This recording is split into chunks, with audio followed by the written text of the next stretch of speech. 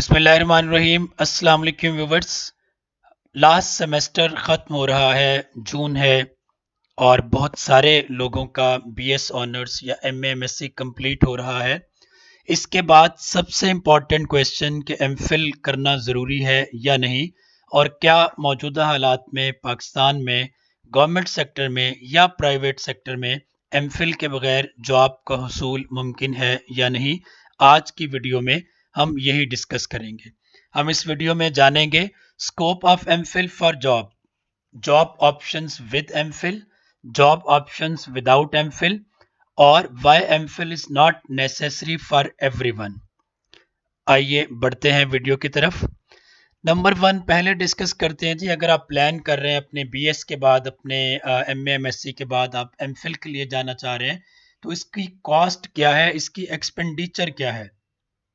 रफली पर सेमेस्टर बहुत ही जो लोअर ग्रेड की यूनिवर्सिटी है उसका एटलीस्ट पर सेमेस्टर जो फ़ी है वो 50,000 है।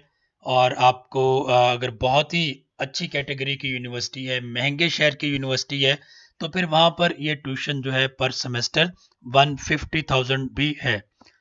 टोटल आपका एक बहुत ही लोअर ग्रेड की यूनिवर्सिटी से अगर आप एमफिल करेंगे तो 2.5 से 3 लाख रुपया खर्च होगा। और अगर आप बहुत ही महंगी यूनिवर्सिटी से एमफिल करेंगे तो आपका खर्चा 6.5 से 7 लाख के दरमियान होगा। और जाहिर है कि ये एक हैवी इन्वेस्टमेंट है। अब हम बात करते हैं कि अगर आप एमफिल करते हैं तो आपके पास गवर्नमेंट जॉब की ऑप्शंस क्या है, पर्टिकुलरली टीचिंग के हवाले से। नंबर वन है सीटीआई की जॉब, कॉलेज टीचिंग इंटर्न्स। इसका ड्यूरेशन होता है 6 मंथ्स और इसका पैकेज होता है 45K। ये जॉब ट्रांसफरेबल नहीं होती। आपकी जिस कॉलेज में अपॉइंटमेंट है आपने वहीं पे अपनी जॉब कंप्लीट करना होती है। ना ये पेंशनेबल है, बस आपका 6 महीने का एक कॉन्ट्रैक्ट है और इसका पीपीएससी के लिए भी कोई फ़ायदा नहीं है। अब इसमें इस जॉब के लिए पूरे पंजाब के कॉलेजेस को डिवाइड किया गया है दो कैटेगरीज में। पहली कैटेगरी एसोसिएट कॉलेजेस, यहाँ पे सीटीआई के लिए एमफिल का होना ज़रूरी नहीं है। विदाउट एमफिल आप सिलेक्ट हो जाते हैं। नंबर टू है ग्रेजुएट कॉलेजेस, इन्हें बीएस कॉलेजेस भी कहा जाता है। ये वो कॉलेजेस हैं जहाँ पर किसी न किसी प्रोग्राम में बीएस की क्लासेस हो रही हैं, तो यहाँ पर एमफिल डिग्री को प्रिफर किया जाएगा। लेकिन जहन में क्या बात रखनी है कि ड्यूरेशन 6 मंथ है और ये एक आरजी जॉब है जिसका पैकेज लंप सम 45,000 है। नेक्स्ट वन है आपके पास पीपीएससी लेक्चरशिप। ठीक है, अब ये कि पीपीएससी लेक्चरशिप के लिए एमफिल ज़रूरी है, मैं नहीं समझता कि ज़रूरी है। नंबर टू, अगर आप इसमें कर भी लेते हैं एमफिल, उसके बाद जाहिर है कि कंपटीशन है, पूरा प्रोविंस आपको compete कर रहा होगा। अगेन यहाँ पर यह कि आपका सिर्फ एमफिल का स्कोर काउंट नहीं होगा, बल्कि आपका पूरा एकेडमिक्स काउंट होगा और उसके बाद आपका टेस्ट है, टेस्ट के बाद आपका इंटरव्यू है। तो डिपेंड करता है आपकी परफॉर्मेंस पर, आपकी स्किल पर। थर्ड ऑप्शन आपके पास है स्कूल एजुकेशन डिपार्टमेंट, स्कूल की टीचिंग।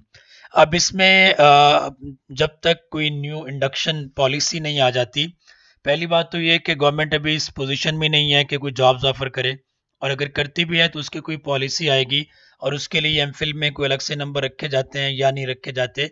लेट्स से कि जो पुराना तरीका था अगर वही होता है तो देखिए 16 स्केल की तहसील लेवल पर हर सब्जेक्ट में 1 या 2 सीटें होती हैं।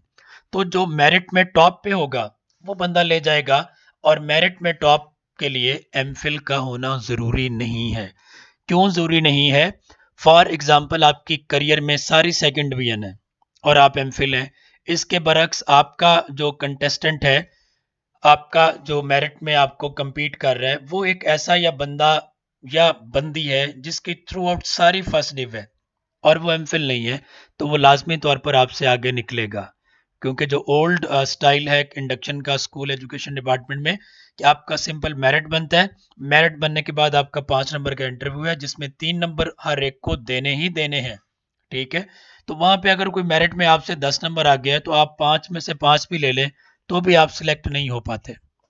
इसके अलावा नादरा की जॉब्स हैं, पाकिस्तान की कोर्ट्स में हैं, या एलडीए टाइप जॉब्स हैं, कोई भी ऐसी डिग्री जहाँ पे आप अप्लाई कर सकते हैं, तो अगेन वहाँ पे आपके एमफिल से ज़्यादा जो चीज़ काउंट होगी वो होगी आपके बाकी के एकेडमिक्स और आपका टेस्ट। इसके बाद है यूनिवर्सिटी की लेक्चरशिप। अब यहाँ पर देखिए यार Pakistan, to be very honest, university की लेक्चरशिप आपको सिर्फ आपकी काबिलियत पर नहीं मिलती। हाँ, इसके लिए एमफिल ज़रूरी है, लेकिन एमफिल होने के बावजूद आपके लिए जो चीज़ ज़रूरी है वो एक है तगड़ा सा रेफरेंस, किसी तगड़े से एमपीए की, एमएनए की, या कोई गवर्नर टाइप बंदे की सिफारिश, ठीक है, या फिर आपके बहुत ज़्यादा पैसा लगाएं किसी को, जो कि हम सुनते हैं और चल भी यही रहा है, तो अदरवाइज आपको यहाँ पर नहीं है। अब दूसरा इसमें यह भी देखिए कि अगर मैं इस्लामिया यूनिवर्सिटी की बात करूं, तो इन्होंने फिर एमफिल की बेस पे जो टीचिंग इंटर्न्स रखे हैं, एसोसिएट टीचर्स रखे हैं, उनका पैकेज भी तो 45-50 है, ठीक है। तो उसके लिए बहरहाल एमफिल होना ज़रूरी है। तो यहाँ पर भी अगर आप ये कहें कि एमफिल के साथ आप मेरिट पर आ जाएंगे, तो शायद इसके 5 to 10% चांसेस हैं। 90% चांसेस आपको भाई एक तगड़ा सा रेफरेंस चाहिए। पाकिस्तान है तो आप समझते हैं कि क्या होगा। उसके बाद आती हैं आपके पास private job options. Visiting lecturer in university, यहाँ पर अगेन फिर वही है कि विजिटर के लिए तो आपको रेफरेंस चाहिए है। हाँ, अगर आप में एक्स्ट्रा ऑर्डिनरी स्किल है तो वो एक अलग बात है कि आप अपनी सलाहियत की बुनियाद पर सिलेक्ट हो जाएं। तो फिर अगर आप में इतनी सलाहियत है, फिर आप जहाँ भी बैठ जाएंगे, जहाँ भी पढ़ाएंगे, आपको जाहिर है कि आप पैसे कमाएंगे। टीचिंग इन प्राइवेट कॉलेजेस और यूनिवर्सिटीज़, यहाँ पे यह है कि आपके अंदर अगर स्किल अच्छी है तो फिर आपको हायर कर लिया जाता है। प्राइवेट कॉलेजेस में जैसे पंजाब ग्रुप ऑफ कॉलेजेस है, किप्स है, एस्पायर है, जितनी भी हमारी चेन ऑफ कॉलेजेस हैं, तो यहाँ पे अगर आपके पास स्किल है तो आपको स्टार्ट में एक अच्छा पैकेज मिल जाता है 40-50-60 के राउंड अबाउट। डिपेंड कि आप कितना अच्छा बार्गेन कर लेते हैं, आप कितनी अच्छी प्रेजेंटेशन दे लेते हैं, आपकी कम्युनिकेशन स्किल्स कितनी बेटर है, तो ये आपके पास ऑप्शन बचती हैं। और प्राइवेट कॉलेजेस में एमफिल तो ज़रूरी नहीं है, अलबत्ता यूनिवर्सिटीज़ में यह है कि प्रेफर किया जाता है। How to find a lucrative job without MPhil. अगर आपका एमफिल नहीं है, आप अफोर्ड नहीं कर पाते, तो आपको अच्छी जॉब कैसे मिल सकती है? मास्टर इन योर सब्जेक्ट, अपने सब्जेक्ट में आपकी स्किल बहुत आला हो, strong interpersonal skill, communicative approach, interactive teaching, ICT integrated technique. आपकी कम्युनिकेशन स्किल बहुत अच्छी हो, आपकी कम्युनिकेटिव अप्रोच हो, टीचिंग में इंटरेक्टिव हो, अपनी क्लास को आप इंगेज करें, और जो मॉडर्न टेक्नोलॉजी है आप उसको इंटीग्रेट करें अपनी टीचिंग टेक्निक में। आप नेट से डाउनलोड करके अपने टॉपिक के रिलेटेड कोई डायग्राम दिखाएं, कोई डॉक्यूमेंट्री दिखाएं, कोई मूवी दिखाएं, कोई क्लिप दिखाएं, किसी एक्सपेरिमेंट को दिखाएं, वट एवर, जो भी आपके टॉपिक आपके सब्जेक्ट से रिलेटेड होगा। तो ऑफ कोर्स हर बच्चे के पास एंड्रॉयड फ़ोन है, तो जाहिर है कि ये एक एक्स्ट्रा एडिशनल बेनिफिट होगा आपकी टीचिंग में। अब आते हैं कि इसकी बुनियाद पर अगर ये सारी चीज़ें आपके पास हैं, तो आपको विदाउट एमफिल कौन कौन सी जॉब्स हैं जो अच्छा पे करती हैं? E CAT, M CAT coaching, ये बहुत ही ज़बरदस्त किस्म का फील्ड है। गो के आपको इसमें स्टार्ट में ट्रेनिंग देते हैं, जैसे किप्स वालों का है, या स्टेप वालों का है, या स्टार्ट्स वालों का है। उसके बाद आप एक सीज़न अच्छा पढ़ा लेते हैं, तो आफ्टर 1 or 2 सीज़न आपको 3-4 महीने की कोचिंग से 15 से 20 लाख रुपए मिल जाते हैं, ठीक है। अब 15 से 20 लाख रुपए का मतलब है ग्रेड 18 की सैलरी के बराबर आपने कमा लेना है एक सेशन में। 3 से 4 महीने का जो सेशन है कोचिंग का, तो यहाँ से आपने कमा लेना है। बल्कि अब तो देखिए कि ये सेशन 3 से 4 महीने नहीं, बल्कि ये साल में 2 दफ़ा होता है। एक फ्रेशर्स की क्लास होती है और एक रिपीटर्स की क्लास होती है। तो अगर आप फिजिक्स में, केमिस्ट्री में, बायोलॉजी में, इंग्लिश में, मैथ्स में आप समझते हैं कि आपका इंटरेस्ट बहुत ज़बरदस्त है, तो आप इन इदारों से रब्ता करके यहाँ से आप उसकी प्रॉपर ट्रेनिंग लेके, और जब आप इन्हीं इदारों के प्लेटफॉर्म से पढ़ाते हैं, तो आप लाजमी तौर पर एक सेशन में 15 से 20-30 लाख रुपए कमा लेते हैं। डिपेंड करता है कि आपका एक्सपर्टीज़, आपका एक्सपीरियंस कितने हैं। जैसे जैसे बढ़ता जाएगा वैसे वैसे आपका पैकेज बढ़ता जाता है। तो ये एक बहुत अच्छी फील्ड है। सेकेंड वन है ऑनलाइन टीचिंग। पाकिस्तान में अभी ये स्टार्ट हो रही है। अगर आप थोड़े से इंटरनेशनल फोरम्स यूज़ कर लें, यूट्यूब पे इसकी डिटेल्स पड़ी हुई हैं, तो आप अच्छा खासा अर्न कर सकते हैं अपने सब्जेक्ट के लिहाज से। ऑनलाइन टीचिंग में सिर्फ टीचिंग नहीं है, समटाइम्स आप फॉरेन कंट्रीज में रहने वाले स्कूल गोइंग कॉलेज गोइंग बच्चों के अगर असाइनमेंट्स उन्हें सॉल्व करके दे दें तो वहाँ भी आपको अच्छे खासे पैसे मिल जाते हैं। उसके बाद है एकेडमी कोचिंग। आप किसी अच्छी एकेडमी में पढ़ा लेते हैं, फॉर एग्जांपल यूनिक एकेडमी है, या आपके लोकल शहर में कोई लोकल चेन ऑफ एकेडमीज है जो बहुत अच्छी है, और जाहिर है कि आपके सब्जेक्ट में अगर आपका कमांड बहुत अच्छी है, आपकी स्किल बहुत अच्छी है, आपका जो है ना the way you deliver your lecture, the way you engage your class, ठीक है, आपकी ग्रिप अच्छी है अपने सब्जेक्ट पे, आप क्लास को बड़ा अच्छा इंगेज कर लेते हैं, आपकी क्लास मैनेजमेंट बहुत अच्छी है, तो ऑफ कोर्स आपके लिए जॉब्स हैं। ठीक है, teaching in schools and colleges, ठीक है, आप चेन ऑफ स्कूल्स में पढ़ाते हैं, आप कॉलेजेस में पढ़ाते हैं, तो यहाँ से भी आप एवरेज 20 to 40,000 अर्न कर सकते हैं। लेकिन डिपेंड इसी चीज पर करता है कि आपके पास स्किल क्या है, आप अपने सब्जेक्ट में कितने वेल इक्विप्ड हैं। फिर आता है जी फ्रीलांसिंग। मैं इसको इसलिए भी रिकमेंड करूंगा कि आप, मैंने इसीलिए सबसे पहले डिस्कस किया कि एमफिल का खर्चा कितना है। आप फ्रीलांसिंग सीख लें, अब बहुत अच्छे फोरम्स हैं, एक्सट्रीम कॉमर्स है, इनेबलर्स है, तनवीर नांडला जो है ना वो सिखा रहा है, आपके पास ब्लॉगिंग है, आपके पास कंटेंट राइटिंग है।